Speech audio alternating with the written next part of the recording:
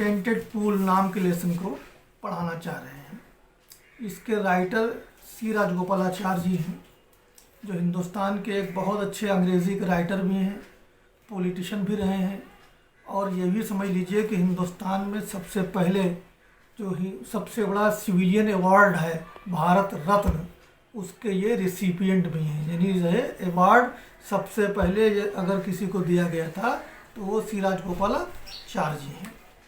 उन्होंने ये लेसन महाभारत से लिया है। महाभारत में बहुत से वाक़यात हैं, बहुत सी घटनाएं हैं। उसी में एक घटना ये भी है कि युधिष्ठिर के भाई एक जंगल में जब वनवास कर रहे होते हैं तो वो पानी की तलाश में एक कुएं के लिए जाते हैं कि वहाँ से हम पानी ले आएँ, लेकिन काफ़ी देर तक वापस वो नहीं आते हैं। युधिष्ठिर, जिन्हें हम धर्मराज भी कहते हैं, वो उनका इंतज़ार करते रहते हैं और अंत में व्याकुल होके और परेशान होके कि आखिर इनको क्या हो गया है जो अब तक लौटे नहीं हैं, वो खुद उनकी तलाश में चल देते हैं। आखिर में चलते चलते जंगल में एक घास के मैदान के करीब पहुंचते हैं। वहाँ एक कुआं होता है। वहाँ वो देखते हैं कि हमारे भाई जो हैं वो पड़े हुए हैं ज़मीन के ऊपर मुर्दा लाश की तरह से। बहुत वो हैरान होते हैं कि आखिर इनके क्या हो गया है। ये भी देखते हैं कि वहीं पे एक कुआं है, कुएं के पड़ोस वो समझ लीजिए निर्जीव पड़े हुए हैं। इतने में युधिष्ठिर बेचैन होते हैं और प्यास की बेइंतहा तीव्रता से वो दरविद होके वो खुद चाहते हैं कि हम तालाब में उतरें और तालाब के पानी को हम पी सकें। इतने में एक आकार रहित फार्मलेस आवाज़ आती है, रुक जाओ, पहले तो हमारे प्रश्नों का उत्तर दो। तो धर्मराज युधिष्ठिर समझ जाते हैं कि ये आवाज़ किसकी है। यानी वो आवाज़ यमराज की थी, द लॉर्ड ऑफ डेथ। आकार नहीं दिखाई पड़ रहा था उनका, ध्वनि सुनाई पड़ रही थी। तो युधिष्ठिर समझ गए कि बस इन्हीं यमराज ने हमारे भाइयों से कुछ पूछा होगा जिसका उत्तर वो नहीं दे पाए, या उनको रोका होगा जिसकी उन्होंने जो है परवाह नहीं की और जिसका अंतोगत्वा ये नतीजा निकला। इसलिए युधिष्ठिर ने कहा कि ठीक है, आप पूछिए, हम आपके प्रश्नों का उत्तर देंगे। तो पहला प्रश्न जो उसने किया वो ये था कि the vice put questions rapidly one after one. ध्वनि ने एक के बाद एक करके कई क्वेश्चन पूछना शुरू किए। लेकिन पहला क्वेश्चन क्या था कि what rescues man in danger. आदमी को जब वो मुसीबत में होता है तो कौन सी चीज़ उसको बचा सकती है, कौन चीज़ उसको पनाह दे सकती है। तो उसने उत्तर दिया युधिष्ठिर ने, करेज, साहस। अर्थात यदि ये साहस को हाथ से न जाने दे आदमी, कैसी ही विषम परिस्थितियां हों, इसके बावजूद वो अपनी हिम्मत को बरकरार रखे तो वो मुसीबतों के ऊपर, कठिनाइयों के ऊपर विजय हासिल कर सकता है। दूसरा सवाल क्या हुआ, by the study of which science does man becomes wise. यानी किस शास्त्र के अध्ययन से, किस विज्ञान के अध्ययन से मनुष्य बुद्धिमान बन जाता है। दूसरा, तो युधिष्ठिर ने उत्तर दिया कि नॉट बाय स्टडिंग एनी शास्त्र। किसी शास्त्र के अध्ययन करने से, पढ़ने से आदमी बुद्धिमान नहीं बनता है, बल्कि does man become wise, it is by association with the great. महान लोगों की संगति में जब वो बैठता है, ठीक, दैट ही गेट्स विजडम, तब उससे ज्ञान प्राप्त होता है, तब उससे बुद्धिमत्ता प्राप्त होती है। अर्थात अच्छे लोगों की संगत के बगैर मनुष्य को केवल किताबों के पढ़ने से ज्ञान प्राप्त नहीं होता है। ये उत्तर भी उसका सही था। तीसरा सवाल यक्ष पूछ रहा है। यक्ष आस्क्ड, यक्ष ने पूछा, क्या पूछा, what is swifter than the wind. हवा से भी ज्यादा तेजगामी कौन सी चीज है। तो तीसरा क्वेश्चन क्या था, what is swifter than the wind, यानी सबसे ज्यादा तेज द्रुतगामी कौन सी चीज है। तो उसने क्या उत्तर दिया, माइंड। यानी माइंड जो है वो हवा से भी ज़्यादा तेज़ है। अगर हवा की जो रफ्तार है उससे कई गुना ज़्यादा रफ्तार हमारे दिमाग की है। एक सेकंड के अंदर आप अमेरिका में जो कुछ देखे होंगे कल्पना करिए पहुंच जाएंगे, बम्बई में देखे होंगे, न्यूयॉर्क में देखे होंगे कल्पना करें पहुंच जाएंगे। हवा वहाँ तक इतने कम टाइम में नहीं पहुँचेगी। ये भी उत्तर उसका सही था बच्चों। फिर तीसरा वो क्या था कि what is more faded than a dried straw, एक सूखे हुए घास के तिनके से भी ज़्यादा कौन सी चीज़ जो है फेडेड होती है, मुरझाई होती है, गमगीन होती है। तो उसने क्या कहा, अ सारो स्ट्राइकन हार्ट, वो इंसान का दिल जो गम से भरा हुआ हो। मगमूम इंसान, गमगीन इंसान जो है वो घास के एक तिनके से भी ज़्यादा समझ लीजिए वो नाजुक होता है, मुरझाया हुआ होता है। फिर उसने क्या कहा, आप समझिए, ठीक से ध्यान दीजिए, समझिए। What be friends a traveller, traveller मतलब यात्रा करने वाला, यानी एक यात्री के लिए कौन सी चीज़ दोस्त का काम करती है, कौन सी चीज़ यात्री को अपना दोस्त बनाती है। तो उसने क्या कहा, लर्निंग, ज्ञान। अर्थात यदि आदमी के पास ज्ञान है तो वो जहाँ जाएगा अपने दोस्तों को, अपने साथियों को, अपने चाहने वालों को ढूंढ लेगा, पैदा कर लेगा। फिर उसके बाद अगला क्वेश्चन क्या आया है, who is the friend of one who stays at home, घर में ठहरने वाले, घर में रहने वाले आदमी का मित्र कौन होता है। वो तो बात हो गई थी, यात्री की बात हो गई थी जो घर से निकल के बाहर की यात्रा करता है। यहाँ क्या वो समझा रहे हैं कि घर में यदि मनुष्य रहता है तो वहाँ उसका मित्र कौन हो सकता है। उसने कहा द वाइफ, यानी उसकी पत्नी, यदि वो अच्छे स्वभाव की है तो उससे बेहतर मित्र उसका कोई नहीं हो सकता है यदि वो घर पे रुकता है तो। फिर उसने क्या कहा, आप समझिए, who accompanies a man in death, यानी मौत के बाद कौन सी चीज़ इंसान के साथ जाती है।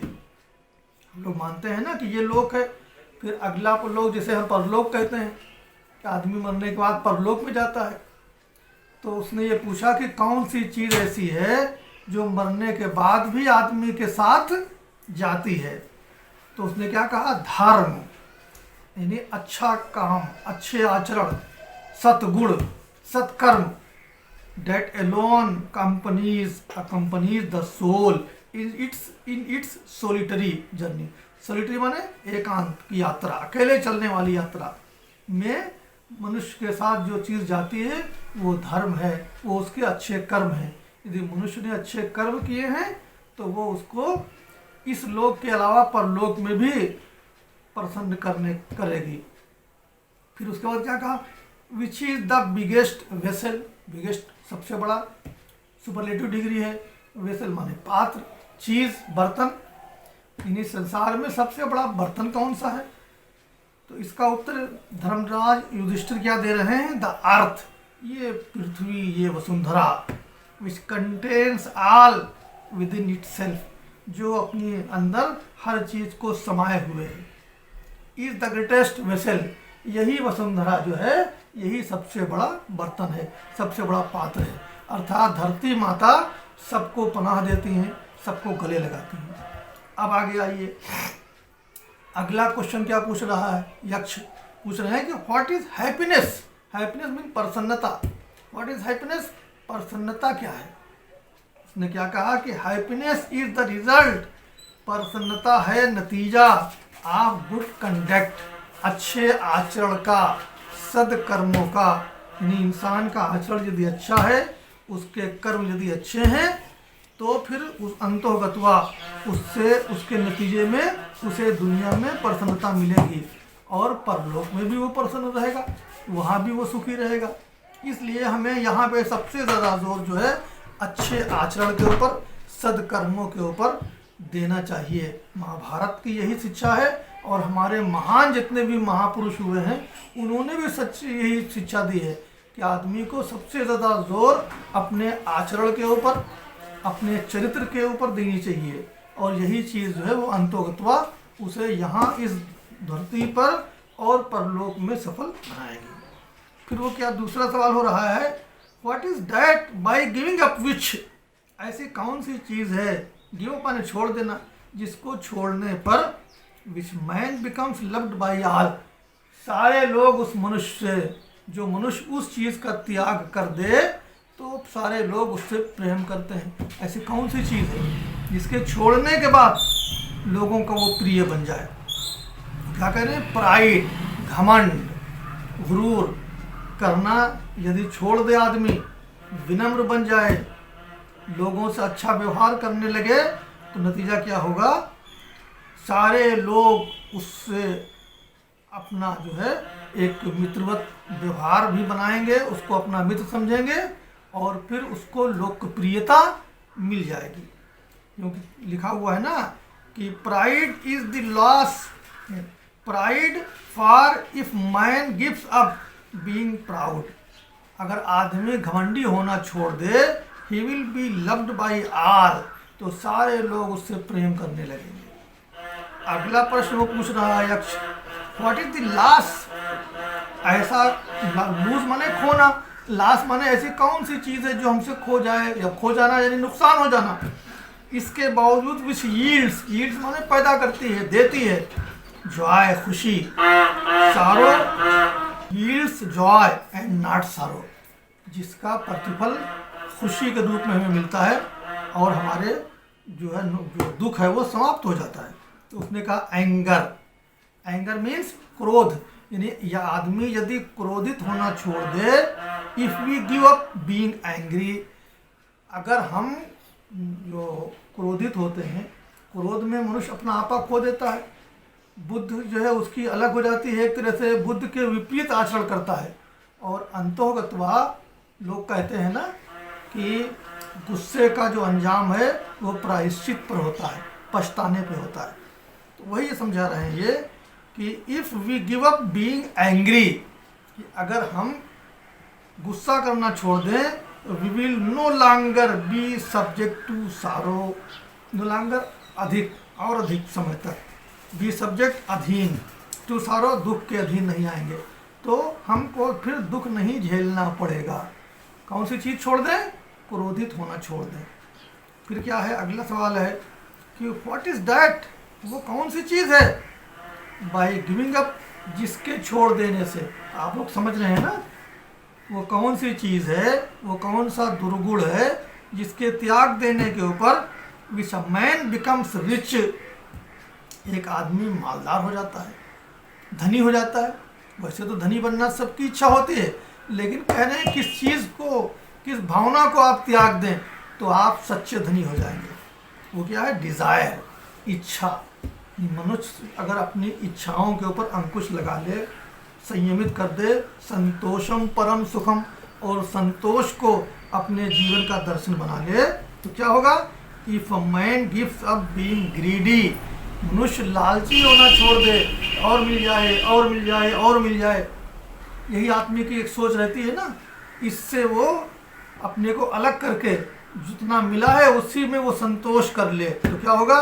ही विल बिकम वेल्दी, तो वो धनी बन जाएगा, धनवान बन जाएगा, संपन्न बन जाएगा। फिर आगे क्या कह रहे हैं कि what makes one a real ब्राह्मण, वास्तविक ब्राह्मण कौन सी चीज़ आदमी को बनाती है? भाई लोग कहते हैं कि ब्राह्मण महान कुल में पैदा हुए, वो ब्रह्मा जी के सर से पैदा हुए, ब्राह्मण बन गए। इज इट बर्थ, क्या ये जन्म के द्वारा है ब्राह्मण जो बनता है? गुड कंडक्ट या अच्छे आचरण के द्वारा है? आर लर्निंग या ज्ञान के द्वारा है? Answer decisively. अब यक्ष कह रहे हैं युधिष्ठिर से कि बहुत सोच समझ के जवाब देना कि ब्राह्मण बनने के लिए किस चीज़ की आवश्यकता है। तो क्या जवाब देते हैं? Birth and learning do not make one a Brahmin. ये अच्छे कुल में जन्म लेने से, बर्थ माने जन्म लेना, लर्निंग ज्ञान विद्वता से do not make one a ब्राह्मण, कोई आदमी ब्राह्मण नहीं बन जाता है, बल्कि क्या होता है? गुड कंडक्ट अलोन, अच्छा आचरण ही केवल डज, ये कार्य करता है, अर्थात उसे अच्छा इंसान, अच्छा ब्राह्मण कौन सी चीज़ बनाती है? अगर वो चरित्रवान है तो। लेकिन यदि वो चरित्रवान नहीं है तो चाहे वो अच्छे कुल में पैदा हो, चाहे उसके पास जितना साधन हो, चाहे उतना जितना ज्ञान हो, लेकिन वो वास्तविक ब्राह्मण कहे जाने के लायक नहीं है। हाउएवर लर्नेड अ पर्सन में भी, हाउएवर कितना भी लर्नेड विद्वान अ पर्सन में भी एक व्यक्ति हो, he will not be a ब्राह्मण, लेकिन वो ब्राह्मण नहीं कहा जा सकता। Without giving up bad habits, without बिना गिविंग अप छोड़े, बैड माने बुरे, हैबिट्स माने आदतें, आचरण। जब तक आदमी के अंदर जो बुरे आचरण है उसका वो त्याग न कर दे और अच्छे आचरण को अपने जीवन का दर्शन न बना ले, तब तक वो ब्राह्मण नहीं बन सकता है। आगे देखिए, even though he may be learned in 4 Vedas, अगरचे चारों वेदों का वो ज्ञानी क्यों न बन जाए, लेकिन अगर उसका आचरण अच्छा नहीं है तो हम उसे वास्तव में ब्राह्मण नहीं कह सकते हैं। A man of bad conduct falls to a lower class, बुरे आचरण का आदमी ही हम कहते हैं कि वो जो है अधम है, नीच है। अगर वो अच्छे कुल में पैदा हुआ है तब भी अगर उसका आचरण बुरा है तो वो ब्राह्मण नहीं है, बल्कि वो अधम कहा जाएगा, नीच कहा जाएगा। उसके बाद अगला उनका क्वेश्चन आता है, क्या है, what is the greatest wonder in the world. अब आप समझिए इस चीज को, ये कितनी बहुत कीमती बात है और जीवन दर्शन के लिए सबसे ज्यादा उपयोगी बात है कि what is the greatest wonder, सबसे बड़ा आश्चर्य इन द वर्ल्ड संसार में कौन सा है।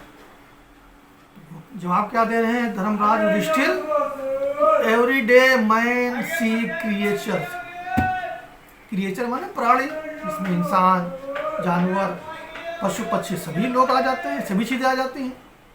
हर दिन आदमी देखता है कि हमारी इंसानों की मौत होती है, पशुओं की मौत होती है, और फिर भी वो क्या समझता है, एंड लोग जो है कहाँ जाते हैं, depart to Yam's kingdom, Yam's माने यमराज, किंगडम माने सल्तनत, यमराज की सल्तनत में, अर्थात इस लोक के बजाय उस लोक में जाते हैं, दुनिया से आखिरत की तरफ चले जाते हैं।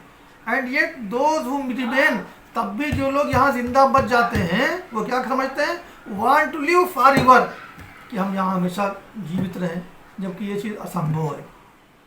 उनको जब लोग मर रहे हैं उनकी मौत से सबक लेना चाहिए और ये भी समझना चाहिए कि हम भी नश्वर हैं, तो इसलिए हम संसार में अच्छे कार्य करें तभी हमको सफलता मिलेगी, लेकिन ना लोगों के मरने के बाद उनसे वो कोई सबक नहीं लेते हैं। This truly is the greatest wonder, उसने क्या कहा कि यही चीज़ कि हम दुनिया में लोगों को मरता हुआ देखें और तब भी हम मौत को अटल सच्चाई न माने और अपने को ये मान के चले, अरे साहब हमको तो मरना ही नहीं है, लगता है कि हम अमृत पी के आए हैं। उसके बाद उसने क्या कहा, दस द यक्ष पुट मेनी क्वेश्चन, इस प्रकार से एक एक करके कई क्वेश्चन पूछे। अभी आपके सामने मैंने बताया भी ना शुरू से लेकर आखिर तक कि सबसे तेज चलने वाली चीज़ कौन होती है, किस चीज़ को छोड़ के आदमी महान बन सकता है। तो सबसे अब ये जो अंतिम क्वेश्चन है, लास्ट क्वेश्चन है, वो क्या है, in the end Yaksha asked, आखिर में यक्ष पूछता है कि ओ किंग, ओ राजा Yudhishthir, one of your dead brothers can now be revived, कि तुम्हारे किसी भाइयों में से हम एक भाई को जीवित कर सकते हैं, चुनाव तुम्हें करना है, क्योंकि तुम्हारे भाई भीम भी हैं, तुम्हारा भाई अर्जुन भी है, तुम्हारा भाई नकुल भी है। अब तुम बताओ कि उनमें से किसको एक को हम जीवित कर दें ताकि तुम्हें थोड़ी सांत्वना मिल जाए। Who do you want to come to life, किसको चाहते हो, कम टू लाइफ का मतलब रिवाइव हो जाना, जिंदा हो जाना, फिर से जीवन मिल जाना, जिसको तुम बताओ उसको हम दोबारा जिंदा कर दें। It took Yudhishthir a moment to think, इस बात के ऊपर युधिष्ठिर एक क्षण सोचने लगता है, क्योंकि उसके कई भाई थे ना, अर्जुन भी थे और वहीं पे भीम भी थे, नकुल भी थे। तो उसने कहा कि एक का ऑप्शन ये हमें दे रहे हैं तो किसको हम, किसका नाम लें जिसके जीवित होने से इंसाफ का स्केल भी बराबर रहे और हमको संतोष भी मिल जाए। तो उसने क्या कहा, उसने कहा एंड देन ही विश्ड फिर अंत में उसने ये इच्छा प्रकट की, that the cloud complexion, cloud माने बादल जैसा, कॉम्प्लेक्स माने चेहरा मोहरा रंग यानी सांवले रंग का, लोटस आइड यानी जिसकी आंखें कमल के समान हैं, ब्रॉड चेस्टेड जिसका सीना चौड़ा है, छाती जिसकी चौड़ी है, एंड लॉन्ग आर्म्ड और जिनकी भुजाएं लंबी हैं। कौन वो है? नकुल। और वो नकुल हमारा भाई। लाइंग लाइक अ फॉलन इबोनी, इबोनी कहते हैं दरख्त होता है आबनूस का, जो एक गिरे हुए कटे हुए जमीन पे पड़े हुए दरख्त के समान पड़े हुए हैं। माइट अराइज, मैं चाहता हूं कि उन्हें जीवित कर दिया जाए। अराइज उठ खड़े हो, अर्थात जब जीवित होंगे तभी तो उठ खड़े होंगे। द यक्ष वाज प्लीज्ड एट दिस। अब देखिए बच्चों, इस उत्तर के ऊपर यक्ष जो है वो सबसे अधिक प्रसन्न हुआ। और फिर वो क्या कहने लगा? एंड आस्क्ड युधिष्ठिर, और उसने युधिष्ठिर से पूछा, क्या पूछा? Why did you choose Nakul, तुमने नकुल को ही क्यों चुना कि नकुल को जीवित कर दीजिए, इन प्रेफरेंस टू भीम, जबकि भीम भी मौजूद है। उनकी तुलना में भीम को छोड़ के आपने नकुल का नाम क्यों लिया, जबकि Bhim who has the strength of 16,000 elephants, Bhim के बारे में कहा जाता था कि उनके पास 60 हाथियों की शक्ति थी। तो यक्ष ने कहा कि ऐसे भीम, ऐसे भाई को छोड़ के तुमने नकुल को क्यों जीवित किए जाने की इच्छा जताई। I have heard that Bhim is most dear to you, Yaksha ने यह भी कहा कि मैंने ये भी सुन रखा है कि तुम्हें भीम से बहुत लगाव है, बड़ी मोहब्बत है, तब भी तुमने उसको छोड़ दिया। अच्छा ठीक है, अगर तुमने उसको छोड़ दिया तो व्हाई नॉट अर्जुन, तो अर्जुन भी तुम्हारा भाई है, बहुत बड़ा जो है धनुष का माहिर है, आपने उनका नाम क्यों नहीं लिया। हुज स्ट्रेंथ इन आर्म्स, जिसकी भुजाओं की शक्ति, अर्जुन के भुजाओं की शक्ति, इज योर प्रोटेक्शन, प्रोटेक्शन में रक्षा, तुम्हारे लिए रक्षा का काम करती है। ठीक है, आपने उसको क्यों छोड़ दिया। Tell me why you choose Nakul, मुझे ये बताओ तो कि आखिर तुमने इन सबको छोड़ के नकुल को ही जीवित करने के लिए क्यों प्रार्थना की, क्यों इच्छा जताई। Rather than either of these two, इन दो भाइयों अर्थात भीम और अर्जुन को छोड़ के आपने नकुल को ही क्यों जीवित करने के लिए अपनी इच्छा जताई। इस पे देखिए युधिष्ठिर कितना ईमानदाराना, कितना मानवीय और कितना कहना चाहिए कि न्याय गर्भित उत्तर देता है। क्या कह रहा है? युधिष्ठिर रिप्लाइड, युधिष्ठिर ने कहा, ओ यक्ष, ओ यमराज, धर्म is the only shield of man, shield माने कवच, रक्षा करने वाली चीज। धर्म जो है वही मनुष्य की असली रक्षा करने वाली चीज है। मानवीय शक्ति जो है ये तो तात्कालिक होती है कि हमारे अर्जुन के पास बड़ी शक्ति है तो हमारे रक्षक बन जाएंगे। उसने कहा नहीं, यदि हम धर्म को के ऊपर आचरण करते हैं, ईश्वर को हम मानते हैं और ईश्वर के सच्चे उपासक हैं, तो समझ लीजिए हमारी रक्षा हर जगह हो सकती है। एंड नॉट भीम और अर्जुन, यानी भीम और अर्जुन हमारे रक्षक नहीं हो सकते हैं, रक्षक तो हमारा धर्म होगा, हमारा अच्छा आचरण होगा। इफ धर्म is given up, give up माने छोड़ देना, अगर हमने धर्म को छोड़ दिया, मैन विल बी रूइंड, तो फिर आदमी रूइंड हो जाएगा, तबाह हो जाएगा, बर्बाद हो जाएगा। कुंती एंड मैत्री, कुंती और मैत्री ये were the two wives of our father, हमारे पिता की ये दो पत्नियां थीं। आई एम अलाइव, मैं कुंती का पुत्र हूँ, अर्जुन भी कुंती का पुत्र है, भीम भी कुंती का पुत्र है, तो गोया कि कुंती के पुत्रों में से एक पुत्र जो मैं हूँ, युधिष्ठिर हूँ, वो जीवित है, सन ऑफ कुंती, कुंती का पुत्र। And so she is not completely braved, braved मतलब है जो बेइंतहा दुखी हो, तो इसलिए कुंती जो है एक कम से कम पुत्र उनका जीवित बचा है, जिससे वो दुख से एकदम आहत नहीं हुए हैं। थोड़ी बहुत उनके पास जो है वो आशा या वो कहना चाहिए कि उम्मीद या सांत्वना रखने की एक किरण बची हुई है।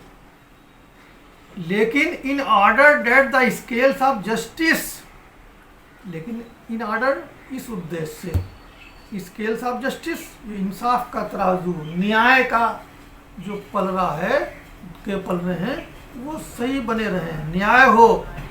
आई आस्क दैट मैद्री, मैं चाहता हूँ कि मैद्री का पुत्र जो नकुल है, यानी मेरा सौतेला भाई है वो, लेकिन मेरी माँ का जो सौतेली माँ है उनका पुत्र है, वो इकलौता पुत्र है, वो मैं रिवाइव जीवित हो जाए, ताकि मेरी दूसरी जो माँ है उनका वो इकलौता पुत्र है, तो एक पुत्र उनका जीवित हो जाएगा मैत्री का, और एक पुत्र कुंती का, तो दोनों कम से कम एक एक पुत्र के सहारे ही कुछ न कुछ तो उनको वो सुकून ये मिल ही जाएगा।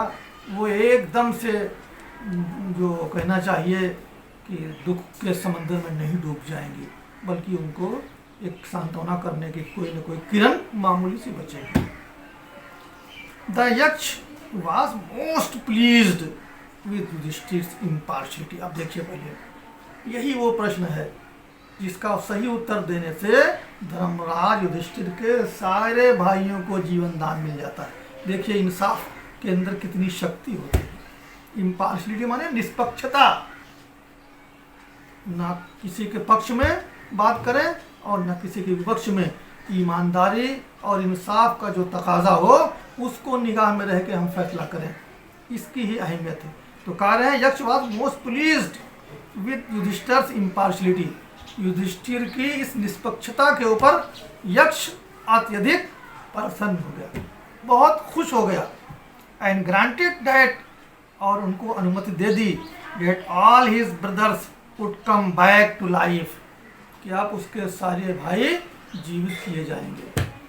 अर्थात तुमने ऐसा ईमानदाराना और इतना धर्म आधारित और इतना न्याय प्रिय उत्तर दिया है कि उससे हम प्रसन्न होकर तुम्हारे सारे भाइयों को हम जीवन दान देते हैं। तो यक्षवास आगे देखिए फिर इसमें, इट वाज यम, वो यक्ष कौन था? वो यम था, यमराज था, द लॉर्ड ऑफ डेथ, मौत का देवता जो लोगों की जान निकालता है, जिसे हम उर्दू में कहते हैं मलकुल मौत। Who had taken the form of the यक्ष, जिसने यक्ष का रूप ले लिया था, अपना आकार बदल लिया था, भेष बदल लिया था। So that he might see Yudhishthir, ताकि वो युधिष्ठिर से मिल सके, एंड टेस्ट हिम, और उसकी परीक्षा ले सके, उसके ज्ञान का को परख सके। फिर क्या हुआ? ही एम्ब्रेस्ड, गले लगा लेना। युधिष्ठिर, यक्ष ने प्रसन्न होके युधिष्ठिर को गले लगा लिया, एंड ब्लेस्ड हिम, और उसे आशीर्वाद दिया, बहुत सी दुआएं दी, उसकी ज़िंदगी के लिए बहुत सी शुभकामनाएं दी। देन ही डिसअपीयर्ड, और उसके बाद फिर वो वहाँ से ओझल हो गया, गायब हो गया। तो इस तरह से मैंने आपको इसका जो एक शाब्दिक अर्थ भी समझाया है बच्चों को, मैंने आप लोगों को, और उसके बहुत से ऐसे भाव भी समझाया है, और कहीं मैंने अनुवाद के एतबार से आपको उनको रूपांतरित कर दिया है, कहीं मैंने उसका भाव समझाया है। लेकिन सबसे बड़ी चीज़ ये है कि इनमें जो हमारे डिफ़िकल्ट वर्ड्स आए हैं उनको हम आपको लिखा देना चाहते हैं, उनके अर्थ को, उनकी मीनिंग्स को सही प्रोनाउंसिएशन के साथ, और उनको आप याद कर लें।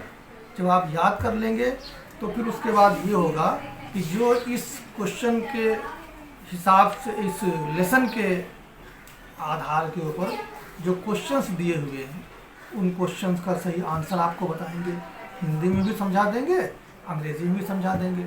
और धीरे धीरे जितना ज़्यादा आपका ज्ञान बढ़ता जाएगा, जितनी आपके पास वोकैबुलरी बढ़ती जाएगी, अनुवाद करने के नियम जितना ज़्यादा जानते चले जाएंगे, उतना ही ज़्यादा हमारी बात को भी आप समझेंगे, और ख़ुद से भी अगर आप किताब को अध्ययन अगर करेंगे, पढ़ेंगे, तो खुद से भी बहुत सी चीज़ें समझ लेंगे। तो इसलिए अंग्रेज़ी के लिए तो मैं समझता हूँ कि आपके पास शब्दों का भंडार होना चाहिए, फिर ग्रामर के रूल्स होना चाहिए, आपको ट्रांसलेशन के जो नियम हैं वो जानना चाहिए। ये सारी चीज़ें आपके पास आ जाएंगी तो फिर अंग्रेज़ी भाषा में आपको अच्छी खासी महारत पैदा हो जाएगी, और फिर जो मेहनत करते रहेंगे, सीखते रहेंगे, तो आपका ज्ञान बढ़ता रहेगा, ज्ञान जाहिर सी चीज़ है, एक असीमित भंडार होता है और जितने इसको बढ़ाया जाएगा, कोशिश की जाएगी, उतना ही ज़्यादा बढ़ेगा। इन्हीं शब्दों के साथ आज के हम इस लेसन को और यहीं पे ख़त्म करते हैं, और अगले दिन के लिए फिर जो मैंने आपको बताया है कि इनके आप कुछ लिख लाइए, जो नहीं मालूम है वर्ड्स वो लिख लाइए, फिर उसका आगे हम प्रोनाउंसिएशन लिखवा देंगे सही, फिर उनकी मीनिंग लिखवा देंगे, फिर याद कर लीजिए। और अगला हमारा जो स्टेज होगा, चरण होगा, वो ये होगा कि इस लेसन के ऊपर जो क्वेश्चंस दिए हुए हैं उनका अंग्रेज़ी और हिंदी में आपको हम आंसर लिखवा देंगे।